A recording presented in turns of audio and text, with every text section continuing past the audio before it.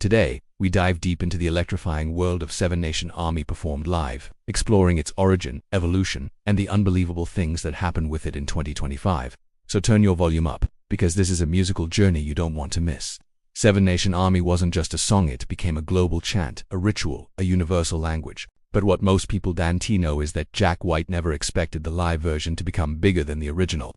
When he first played it live in early 2003, crowds reacted instantly to the powerful riff. The live performances created a deeper, rawer punch that fans immediately connected with, and by the mid-2000s, it became a mandatory crowd anthem at every White Stripes concert, long before the rest of the world caught on. Let's talk about the riff, those 7 notes that changed everything. Played live, the riff becomes heavier, sharper, and more hypnotic. Fans say it feels like a musical earthquake shaking the ground beneath them. Jack White often stretches the riff, bends the notes, and adds distortion, making each performance unique.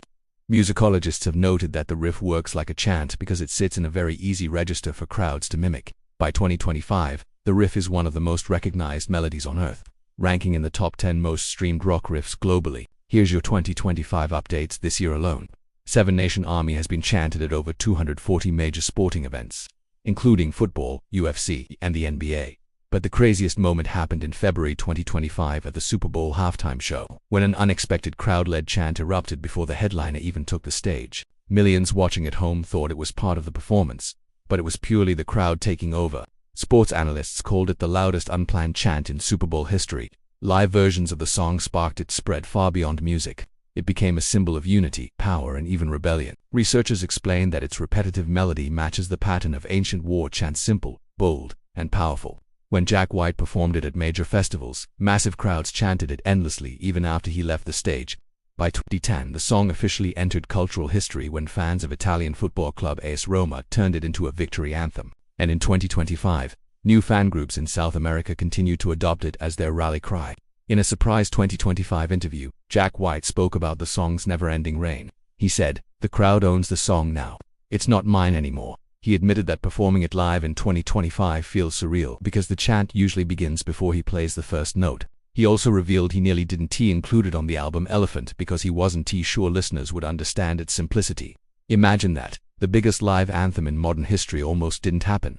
Thanks to TikTok and remix culture, Seven Nation Army saw a massive resurgence in 2025. DJs created EDM transformations and orchestral versions. One remix by DJ Solaris reached 600 million views after being used in sports highlight reels. But the most viral moment came from a 2025 Brazilian festival where 200,000 people chanted the riff in perfect unison during a power outage. The stage went dark, the audio died, but the crowd carried the song themselves for over 3 minutes. Scientists explain why Seven Nation Army thrives live. The riff is repetitive, easy to remember, and emotionally stimulating. The melody hits frequencies that trigger excitement in the brain. A 2025 study from the University of Amsterdam even showed a 30% increase in crowd cohesion when the riff played, proving there's a scientific reason why stadiums depend on this anthem to ignite collective energy.